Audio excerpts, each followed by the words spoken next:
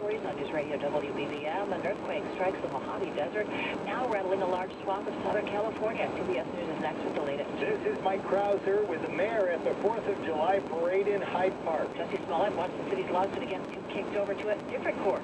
And a Cubs minor league team changes its mind about a flight photo. That's what they tweeted out. WBBM Sports. Georgia offense, Tigers, White Sox scoreless in the second. Cubs try to avoid a 4-game sweep at Pittsburgh. Serena Williams and Roger Federer advance at Wimbledon. So far, a beautiful summer, 4th of July, warm and humid with a high in the 80s, a chance for thunderstorms. Tonight, a low of 74. Right now, we've got 88 degrees now at 131. CBS News special report. A 6.4 magnitude earthquake has struck Southern California. I woke up, I felt the building rolling and looked at the ceiling and I saw it going side to side. That man in Los Angeles, so its epicenter was about 150 miles northeast of L.A. in the town of Ridgecrest. I talked with a woman who works in a cafe there. She was at work at the time of this earthquake. She said they felt the shaking very hard. They said it was very scary for them. It knocked over a refrigerator, a Coke machine. They said they got water spraying in some locations, so they got a lot of cleanup to do. CBS News correspondent Carter Evans is in Los Angeles. There was this rolling feeling that seemed to gain momentum for a while. The U.S. Geological Survey says this quake is the largest in Southern California in 20 years. It was even felt as far away as Las Vegas, which is 240 miles from the Mojave Desert epicenter. CBS News special report on that pipe. WBBM News Time 132. Here at home, the Hyde Park neighborhood held its annual 4th of July parade today, and leading it was Mayor Lori Lightfoot. The mayor was greeted warmly by Hyde Park residents, some lining the route, many more marching. You know, the people in Hyde Park are really wonderful. It's a great, diverse neighborhood. Lots of spots of activity. 53rd Street has been transformed, but it's really nice to walk through the neighborhood. And unlike a lot of parades, the people from the neighborhood also march in the place, so it's a great place to be on the 4th of July. Mayor Lightfoot weighed in on the controversial celebration in the nation's capital. I'm reminded of what my mother used to say. If you don't have any good things to say, don't say anything. That celebration in Washington, D.C., and I lived there for a couple of years, it was just a time of patriotism and families gathering. It should not be politicized. At the 4th on 53rd parade in the Hyde Park neighborhood, Mike Krauser, News Radio 105.9 FM. City of Chicago's lawsuit against Jesse Smollett is still alive, and lawyers for the actor want it moved to a different court. The city is suing Smollett for $130,000 in overtime that was paid to cops who investigated an alleged attack that Smollett claimed was a hate crime.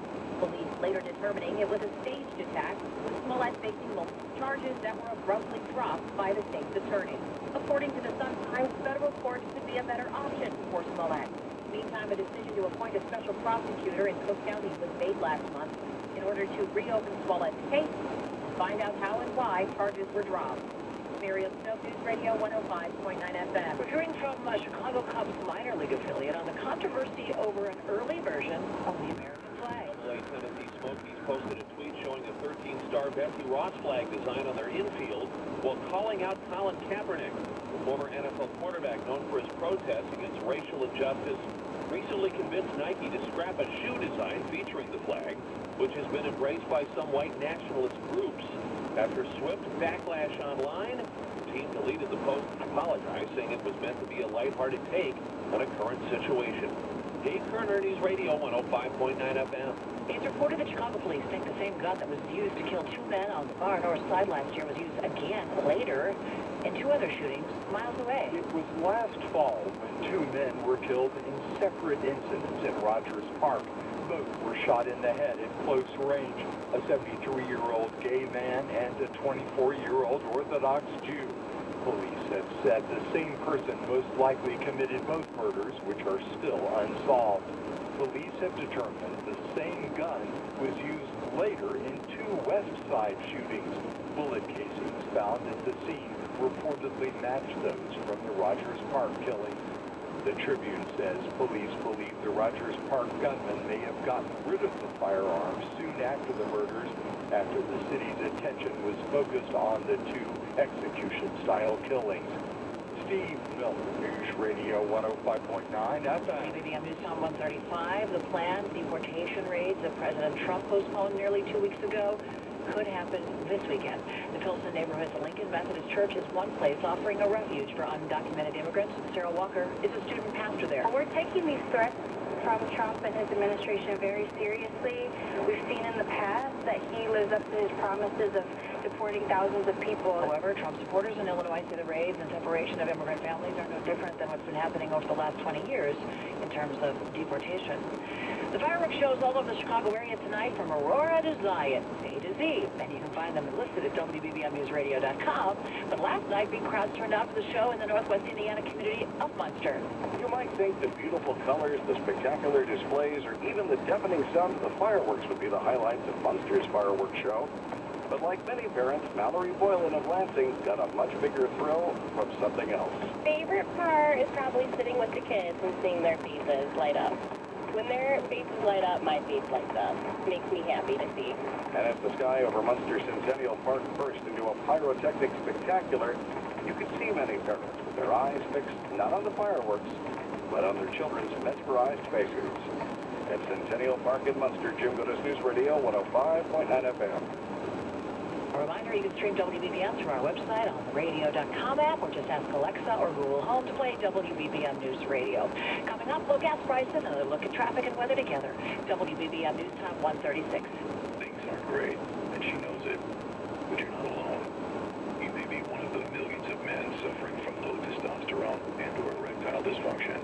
If you're fatigued, having trouble losing weight, are irritable, or even depressed, or more concerning, having difficulty obtaining or maintaining an erection, we should talk, because there's hope. At New Mel Medical Center, we decided it was time to give men real solutions to their most real problems, centered around face-to-face, confidential, comprehensive, compassionate, and personalized care.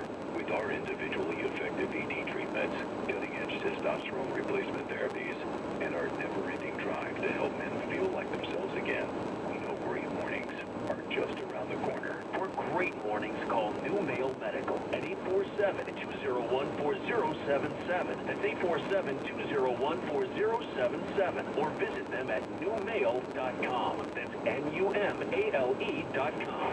Now, the lowest gas prices from News Radio 780 and 105.9 FM. WBBM. Sponsored by ShermanDodge.com. Visit ShermanDodge.com and choose from a great selection of brand new Ram pickups at $14,000 off MSRP.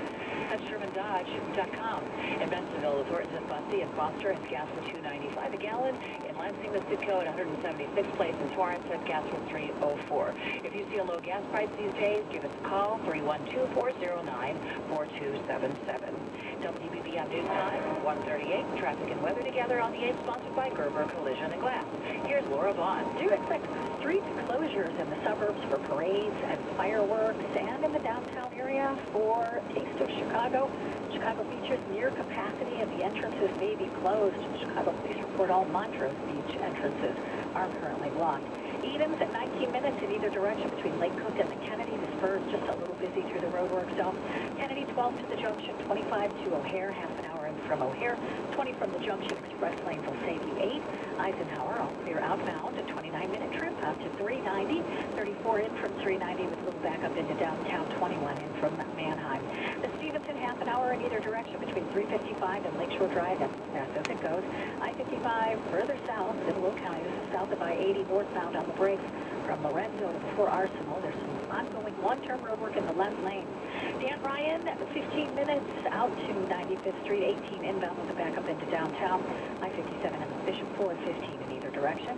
Lakeshore Drive tight in both directions through Grant Park. Southbound heavy approaching Chicago. Northbound Montrose to Hollywood.